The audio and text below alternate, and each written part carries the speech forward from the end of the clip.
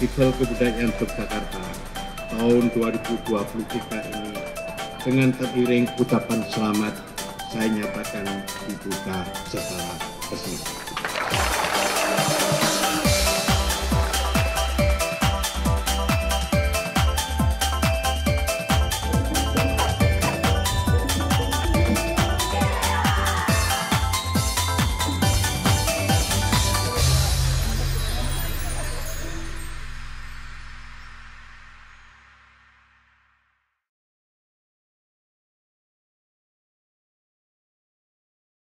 Terima kasih. Terima kasih. Selamat malam kepada teman-teman, saudara, adik-adik, kakak-kakak, bapak-bapak yang hari ini hadir di auditorium atau konser hall Taman Budaya Yogyakarta. Saya kira inilah kesempatan yang luar biasa, satu momen malam yang menyenangkan karena kita bisa menyaksikan teater koma pada malam hari ini. Setelah mungkin hanya baru 4 kali atau 3 kali teater koma di Jogja, Mas ya. Dari tahun 92, kemudian 2001, dan selanjutnya sampai Ingte yang mungkin mendekati tahun 2000-an setelah 2001. Yang saya hormati juga Ibu Dian Laksmi, kemudian dari Kepala Bidang Kebudayaan, kemudian Bu Eni dan pejabat-pejabat di pemerintahan kota dan Provinsi Daerah Istimewa Yogyakarta. Saya kira ini kesempatan yang luar biasa karena ada Mbak Ratna, Mas Budi Ros, dan Mas Butet. Hari ini mungkin kita akan mencoba memberikan kesempatan kepada Mbak Ratna, Mas Budi Ros, dan Mas Butet untuk membuat pengantar atau membuat cerita tentang bagaimana sebetulnya saat ini teater koma dan seni pertunjukan di Indonesia. Mungkin pertama, kita berikan kesempatan kepada Mbak Ratna Riantiarno, bagaimana setelah sekian tahun mendirikan teater koma di tahun 1977 sampai 2023 yang mungkin telah mengalami gejolak luar biasa dari mulai Orde Baru, kemudian pergantian pimpinan, dan kemudian kena pandemi. Mungkin kita bisa bertanya, setelah sekian waktu dan sekian persoalan hadir, bagaimana mungkin energi dan kesempatan atau bayangan Mbak Ratna untuk ke depan, untuk terus bisa menguatkan teater koma dan menjadikan ini pertunjukan yang tidak pernah selesai. Mungkin itu Mbak Ratna. Yang pertama, cukup 5 menit saya kira ya. Silahkan Mbak Ratna, bisa. Selamat malam. Terima kasih Bapak-Bapak, Ibu-Ibu sudah hadir pada pertunjukan malam hari ini. Jadi tahun ini usia teater koma udah 46 tahun, didirikan tahun 77. Yang secara konsisten setiap tahun bikin pertunjukan, 2 pertunjukan. Kami betul-betul pada saat pandemi 2 tahun tidak ada pertunjukan sama sekali. Tidak pentas panggung langsung. Tapi kami berusaha membuat pentas yang direkam melalui online. Ya, tapi berbeda, tapi kita lakukan demi eksistensi teater koma. Kalau dibilang bagaimana teater perjuangan kami dari sekarang sampai dengan ini, memang saya sebagai orang teater yang sudah 50 tahun lebih mengatakan menjadi orang teater atau teater itu memang masih sangat sulit di Indonesia. Untuk bisa hidup barangkali hanya beberapa grup di seluruh Indonesia yang bertahan. Tapi yang bisa manggung secara konsisten itu sedikit sekali. Jadi memang harapan kami terutama kepada pemerintah memang untuk memperhatikan. Walaupun swasta tentunya juga harus membantu. Tapi udah hampir 50 tahun ternyata perjalanannya tetap sulit dan tetap susah. Jadi memang kesadaran dari generasi yang lebih senior, kalau sudah menjadi penonton teater harus mendidik anak-anaknya, cucunya supaya mau menjadi penonton teater. Dan kemudian ada satu lagi, bahwa memang sering ada subsidi sehingga penonton bisa gratis. Tapi seharusnya walaupun harganya murah, penonton juga harus membantu mensubsidi kegiatan teater itu sendiri. Setuju kan? Harus setuju. Jadi saya kira kurang lebih kita minta bantuan kepada seluruh penonton atau penggiat teater bagaimana caranya supaya kita sama-sama merawat teater itu biar di Indonesia tetap terjadi, mau itu teater modern, mau teater absurd, mau teater tradisi, tapi itu semua harus hidup. Kira-kira begitu. Terima kasih. Terima kasih Mbak Ratna, Mas Butiros. Kebetulan di sini ada Mas Butet, juga teman-teman steering komite, ada beberapa di sini hadir semua. Kemudian juga teman-teman OC yang mengkoordinir kita. Akhirnya kami berterima kasih karena Teater Koma bisa hadir di sini ya, yang luar biasa ini. Selanjutnya kita tanya pada Mas Butiros ini. Tadi ada statement menarik ya, bahwa kemiskinan itu bikin ideologi kita berubah. Tapi menurut saya ini paradoks ya. Betulkah kemiskinan itu yang berubah bisa memberikan kita perubahan ideologi atau justru keinginan kaya atau justru orang kaya yang mudah berubah? Itu pertama. Yang kedua, kenapa Bisul Semar Mas dibawa ke Jogja? Apakah ini adalah keinginan dari Mas Butiros dan teman-teman Terkoma, kenapa harus selalu membawa Bisul ke Jogja dan Semar ke Jogja? Apakah ini juga paradok gitu ya? Karena di Jogja menurut saya sebagai wilayah kebudayaan Jawa banyak Semar di sini. Monggo silakan Mas Butiros berikan. Mungkin soal Semar dulu kali ya.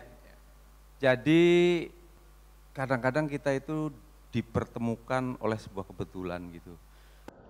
Pada tahun 2020 saya menerbitkan kumpulan monolog, judulnya Lugu Kayu Bakar, diterbitkan oleh Kala Buku. Salah satu di sana ada judulnya Bisul di Kepala, salah satu kumpulan monolog itu, salah satu judul di dalam kumpulan monolog itu. Jadi saya tidak pernah merencanakan bahwa itu akan ada dibentaskan di sini sebelumnya ya, sebagai monolog aja. Kebetulan Pak Butet salah satu yang ngasih komentar di buku itu.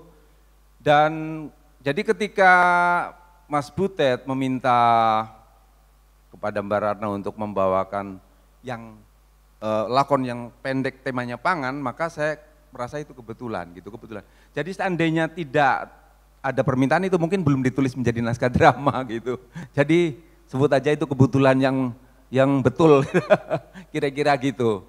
Nah, mungkin seandainya temanya bukan soal pangan, ketahanan pangan, mungkin lakon yang lain mungkin ya gitu. Karena kebetulan itu katakanlah salah satu, satu-satunya yang temanya ini. Karena itu tema itu kan sebenarnya tidak menarik ya, kurang menarik lah untuk anak muda gitu. Tapi sebetulnya karena kurang menarik itu justru sebetulnya juga seharusnya digaungkan, didengungkan gitu. Gitu meskipun saya sebetulnya ada optimisme dari situ. Kalau semua orang mau bercocok tanam, nggak usah mikirin bagaimana pemerintah keputusannya berpihak pada siapa. Saya optimis para petani tetap bisa hidup, gitu. Karena kalau nggak hidup, kita dihidupi oleh petani-petani di Jepang di mana kayaknya nggak lucu banget gitu. Gitu. Jadi anggap aja itu kebetulan Mas, kebetulan yang betul. Nah, tadi yang pertama apa pertanyaannya? Saya lupa tadi. Statement orang miskin ideologinya bisa berubah gitu. Itu sebenarnya pertanyaan saya juga gitu. Tapi saya miskin, tapi saya nggak berubah. Saya masih ada di panggung yang sama. Saya 36 tahun ya barangkali. Gitu. Saya masih di panggung yang sama gitu. Gitu. Jadi mungkin itu olok-olok, ya olok-olok gitu. Itu sementara Mas. Sebelum saya lempar ke teman-teman, nanti 3 orang bisa bertanya kepada 3 pembicara di sini. Mungkin terakhir saya minta Mas Butet sebagai Ketua Steering Komite di FKY, Festival Kebudayaan Jogja tahun 2023 ini, yang melakukan pra-rebranding. Bagaimana mungkin Mas Butet melihat keberadaan Teater Koma sekarang dan mungkin juga pertunjukan di Indonesia yang mungkin apakah akan memberikan satu solusi baru pada pangan atau bagaimana Mas Butet? Saya kira ini penting. Ya, yang pertama saya mesti mengucapkan terima kasih Mbak Ratna, Butiros dan kawan-kawan Teater Koma yang akhirnya berhasil manggung di Jogja kali ini, karena ini bagian dari proses pra-rebranding Festival Kebudayaan Jogja yang sebelumnya tidak ada program ngunduh pertunjukan dari luar Jogja. Ini dimulai kali ini, lalu nanti dalam waktu mendatang ada Mbak Artati untuk tari, dan tahun berikutnya mudah-mudahan bisa kelompok yang lain, entah dari mana, dari luar Jogja, mungkin juga dari luar Indonesia. Itu bagian dari program rebranding Festival Kebudayaan Jogja. Tentang keberadaan Teater Koma, ini yang kesekian kalinya saya ikut mentuan rumai kehadiran Teater Koma di Jogja sejak tahun 90-an, 30 tahun yang lalu, lalu ada lagi. Jadi, dan saya juga berguru di Teater Koma, sempat 3 kali ikut pertunjukan karena dalam pendapat saya untuk di Indonesia ini Teater Koma itu sumber pengetahuan, tempat pembelajaran. Ibaratnya saya sebagai bukan orang sekolahan dalam teater, saya bisa mendapatkan banyak pengetahuan dari nyantrik di Teater Koma melalui berbagai latihan dan pertunjukannya. Tentu akan banyak sekali yang bisa dipercakapkan tentang Teater Koma dalam konstelasi teater modern di Indonesia. Tapi nanti waktunya bakal habis kalau ngoceh sendirian, jadi cukup sesuai kebutuhan para tetamu, silahkan apa yang ingin ditanyakan, ada 3 narasumber yang berkenan mempercakapkan tentang teater modern di Indonesia. Terima kasih. Terima kasih Mas Butet. Monggo teman-teman ada yang mau memberikan sesuatu buat Mas Butiros, Mbak Ratna dan Mas Butet, silahkan Mas, maju aja Mas. Siapa lagi? 1? Ada di belah yang lain mungkin? Ya boleh, 1 dulu Mas ya.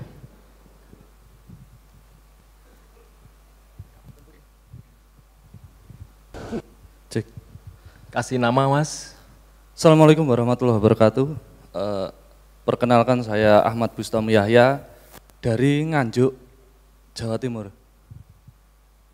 Pinggirnya Jombang, baratin Jombang. Enggak pati terkenal karena memang kita kelompok desa. Jadi gini, yang ingin saya sampaikan dan saya tanyakan.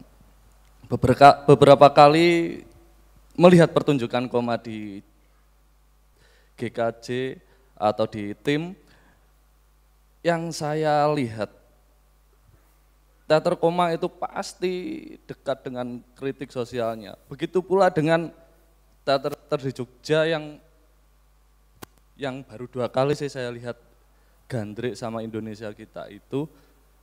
Dan ibarat yang disampaikan Pak Butet tadi, nyuwun sewu, saya ini ngutili ilmu sing ting telecer karena saya juga bukan dari jurusan teater tapi seneng banget belajar tentang teater itu Pak. Yang ingin saya tanyakan, dengan pertunjukan penakawan yang dibawa oleh teater koma, apakah teater sendiri itu seperti Panakawan? Karena saya melihat beberapa pertunjukan pesan yang disampaikan oleh beberapa kelompok teater ya memang seperti cermin.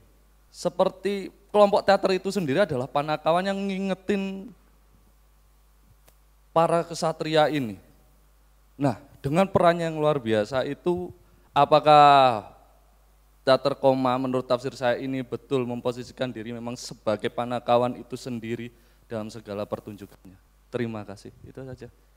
Terima kasih Mas Ahmad. Ada yang lain? Yang pingin oh silahkan Mbak maju aja Mbak, 2 langsung ya, dengan Masnya sekalian.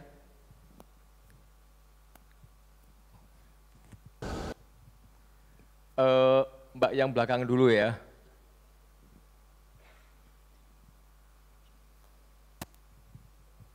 Selamat malam, nama saya Novi dari komunitas Teater Koin yang sekarang sudah mulai melemah namanya. Saya dan komunitas kami adalah penggemar berat komunitas teater koma dari Tripeni Opera dan Opera Primadona dan semua pentasnya yang selalu berhasil. Nah, yang ingin saya tanyakan adalah bagaimana cara menjaga ritme latihan di teater koma supaya soulnya itu selalu ada dan kayaknya fun aja gitu loh kan, aktor-aktornya itu latihan sepertinya fun dan bisa menghibur, tidak seperti kehidupan teater yang mohon maaf yang saya rasakan sekarang kok kayaknya makin melemah gitu. Itu yang saya rasakan di komunitas saya. Jadi bagaimana cara menjaga ritmenya gitu. Dan saya lihat pemainnya semua sudah senior tapi semangatnya tetap besar, tetap kuat gitu. Terima kasih. Terima kasih Mbak Novi. Langsung aja Mas ya.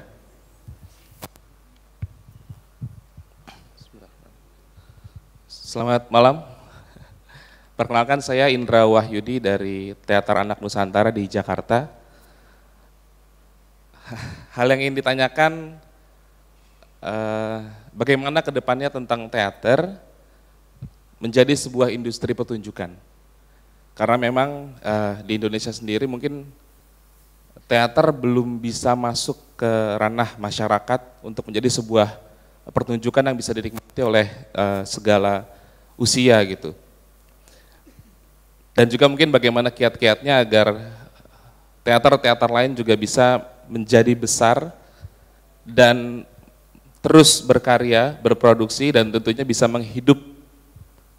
hidup dan menghidupkan untuk teater itu sendiri dan juga keluarganya. Mungkin demikian. Terima kasih atas waktunya. Baik, terima kasih Mas Indra Wahyudi ya. Saya kira langsung saya lempar ke Mbak Ratna, Mas Budiros dan Mas Butet ya.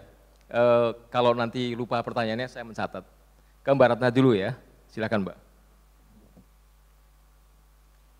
Saya jawab dari yang belakang aja ya Mas Indra. Kalau pertanyaannya bagaimana teater menjadi industri? Bisa menjadi industri. Yeah. Kalau saya pribadi masih lama waktunya untuk bicara teater menjadi industri di Indonesia. Walaupun itu sudah dilakukan oleh beberapa kelompok, tetapi kata menjadi industri, saya enggak merasa itu menjadi industri. Nah kalau ada pertunjukan, beberapa pertunjukan sekarang yang dikelola oleh event organizer, itu juga enggak konsisten. Jadi sebagai untuk menjadi sebuah industri, saya merasa perjalanan masih panjang buat teater menjadi industri. Itu aja. Itu opini saya pribadi.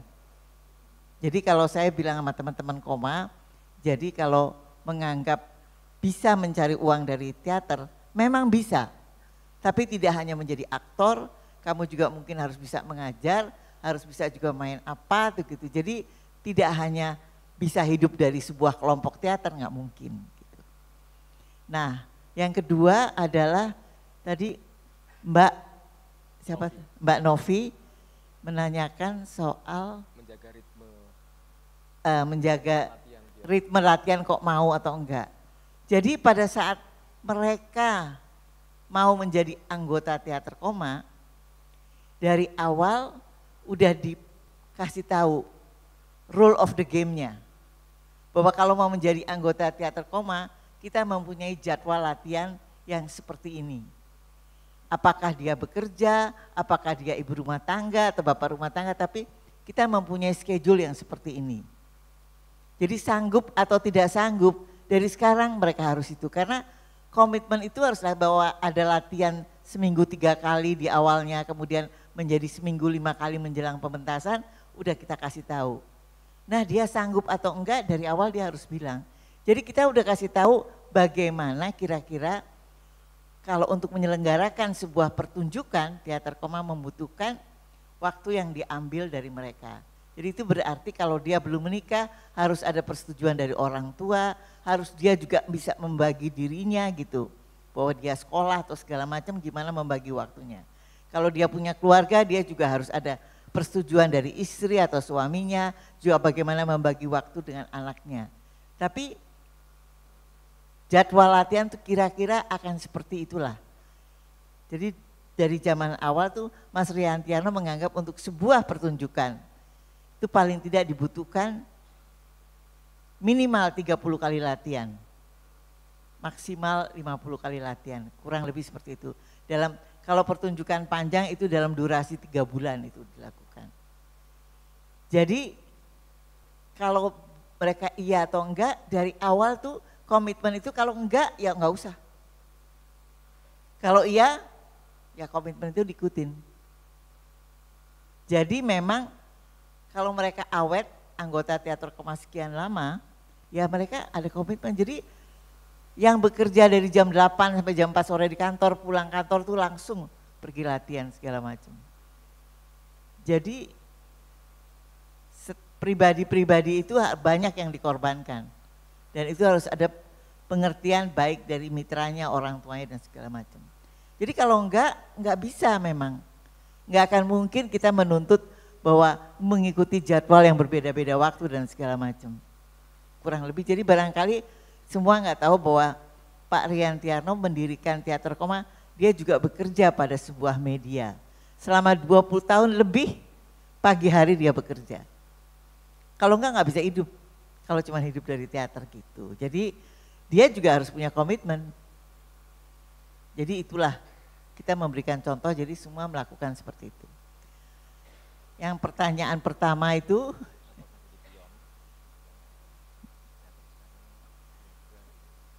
teater sekarang itu saya ya berbeda-beda sih barangkali ya. Apakah bisa jadi ini atau enggak, barangkali Mas Budi Ros aja yang jawab ya. Apa sama Mas Butet soal itu. Ya, silahkan Mas, langsung aja Mas Budi. Saya jawab Mas Bustomi. Mas Bustomi kita kayaknya sering ketemu ya. Pernah ketemu ya kita ya. Ya kita berteman di medsos juga. Jawabannya iya Mas. Ya kalau kita mau menjadi aktivis ya kalah kita, wong kita nggak punya apa-apa. Jadi kita jadi panakawan aja lah. Mungkin kadang-kadang didengar, mungkin kadang-kadang ditertawakan. Saya kira gitu. Kalau kita jadi aktivis atau jadi politisi ya beda lagi gitu strateginya kan. Berhadapan dengan pemerintah. Kita jadi panakawan mungkin kita paling cocok gitu. Kalau perihal industri teater di Indonesia ya saya kira masih jauh sekali. Tapi saya kira salah satunya kita harus mendorong agar pemerintah dan masyarakat agar kita mendorong kepada pemerintah agar itu bisa menjadi salah satu, agar teater itu bisa menjadi salah satu kurikulum, masuk dalam kurikulum Mas, kalau menurut saya gitu. Masuk dalam kurikulum sejak SD sampai dengan perguruan tinggi. Kalau itu bisa masuk ke sana kurikulum, saya kira nanti lama-lama jadi kayak bisa menjadi industri. Karena itu kebutuhan masyarakat jadinya, bukan hanya kebutuhan satu pihak gitu ya, tapi bisa kebutuhan banyak orang. Dan orang-orang yang bisa mendorong itu memang sedikit, tapi salah satunya mungkin ini sebelah kiri saya yang bisa mendorong agar pemerintah, tapi dia nggak boleh disuruh sendirian gitu, mendorong kepada pemerintah agar teater itu menjadi masuk dalam kurikulum gitu ya. Mungkin itu agak industri mungkin bisa diharapkan gitu. Nanti akhirnya di Jogja akan ada gedung teater di sekolah ya, dari mulai SD sampai dengan perguruan tinggi. Lama-lama semua akan membutuhkan gitu. Barangkali gitu. Tapi nanti sebaiknya memang Mas Butet itu yang melakukan, mendorong kepada pemerintah. Ya Bung, yang satu aku nggak jawab. Silakan. Langsung ya. Kalau di industri kan itu jadi industri benar, bahaya loh. Karena watak dari industri itu adalah menangguk keuntungan sebanyak-banyaknya. Semua yang berakar industri arahnya ke sana. Artinya kalau kita main teater, itu menjadi bagian dari sekrup mata rantai industri, tugasnya jadi robot untuk mencetak laba sebanyak-banyaknya. Itu nggak masuk akal untuk orang macam kami yang bekerja di teater, itu akarnya kebudayaan, ranah kebudayaan. Di situ kami tidak untuk membuat laba, tapi kami belajar. Jadi kalau ada ngimpi jadi industri, menurut saya itu kurang tepat. Yang tepat adalah menjadikan teater sebagai kebutuhan hidup bersama. Itu tidak harus industri. Hari ini, kalau saya membaca timeline saya, juga mungkin kalau Mas Nano, Mbak Ratna, semua membaca timeline hidupnya, saya sudah 46 tahun latihan dan main teater. Saya memaknai teater itu, kalau untuk kebutuhan seni acting, itu mungkin cuma 20 atau 30% saja. Yang banyak, yang 70-80%, di dalam kita belajar teater, kita belajar hidup. Mas Nano itu punya produktivitas, punya komitmen, Mbak Ratna punya keahlian manajemen seni, semua ilmu itu didapatkan pembelajarannya karena dia berteater. Saya mengenal banyak hal, punya keinginan membaca, nambah pengetahuan, punya etos untuk bekerja keras, punya disiplin segala macam, karena saya orang teater. Saya waktu muda terdorong untuk rajin membaca karya-karya sastra, membaca pengetahuan apapun yang ditawarkan oleh naskah lakon. Saya terpaksa harus belajar banyak hal. Jadi itu siapa yang menganjurkan saya? Bukan guru di kelas. Yang menganjurkan saya adalah teater. Teater menganjurkan saya menjadi manusia pembelajar. Itu substansi teater. Tempo hari dan beberapa kali itu Mas Menteri Nadiem Makarim itu mengatakan seluruh pencapaian karir dia di bisnis maupun di dunia politik sampai akhirnya jadi menteri, itu bukan karena dia semata-mata sekolah di Harvard, bukan.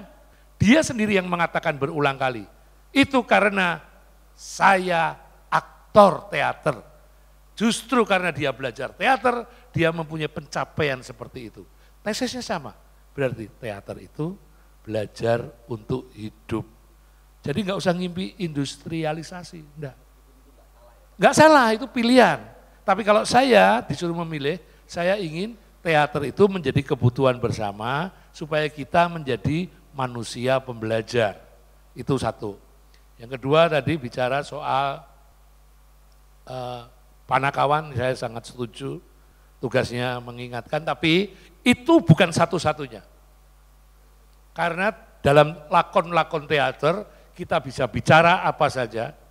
Panggung teater tidak harus menjadi ventilasi sosial, melepas unek-unek atas situasi sosial kita. Tidak hanya itu, kita bisa bicara tentang hal-hal lain, tentang hubungan-hubungan personal, tentang asmara, tentang religiositas, spiritualitas, atau apapun. Bisa, tidak hanya berfungsi sebagai ventilasi sosial. Yang ketiga, soal teater yang asik tadi, ya seperti Mbak Ratna bilang, soal komitmen.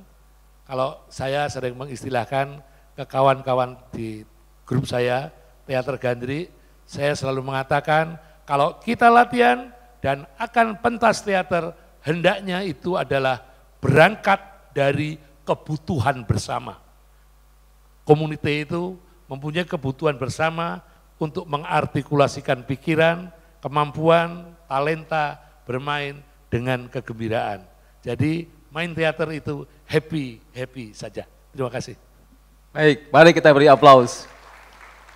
Saya kira waktunya cukup. Sekali lagi terima kasih untuk Mbak Ratna, Mas Budiros dan Mas Butet serta semua anggota Teater Koma yang malam ini mampir di Jogja untuk kita semua. Terima kasih yang sebesar-besarnya buat kawan-kawan semua yang hari ini menyaksikan Teater Koma. Dan marilah kita foto bersama, boleh, silahkan. Terima kasih Budian, Mbak Eni, Mas Warno, Mas Ong, Mas Alti, Mas Aji, kemudian mungkin Mas Paningron, gitu ya. Terima kasih semuanya. Dan saya ucapkan sekali lagi terima kasih dan selamat malam.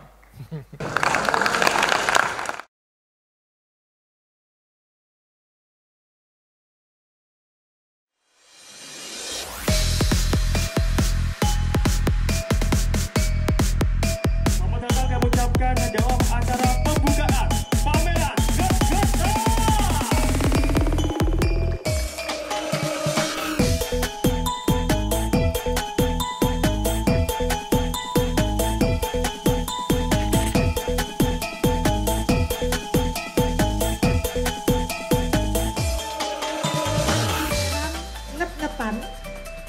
bagian dari Festival Kebudayaan Yogyakarta 2023 secara resmi kita nyatakan dibuka dan dimulai.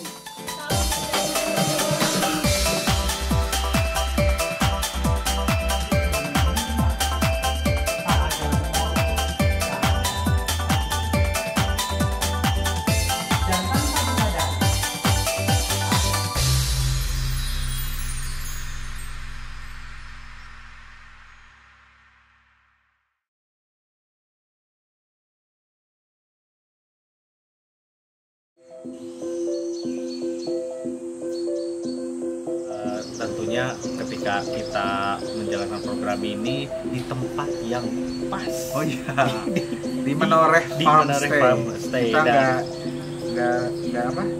nggak expect tempatnya kayak gini. Wah, ini mengingatkan kita di Bandung sebenarnya. Betul. Dan tadi yang paling seru di diskusinya sih, memang temanya juga bicara FKY ya, jadi memang lebih banyak di diskusi. Harapannya sih kita bisa jadi kolaborasi antar pihak ya. Dan terima kasih FKY udah mempertemukan kami dengan banyak teman-teman baru di bicara hari ini ya, khususnya relasi bunyi dan tanaman. Kembul mumbul terus.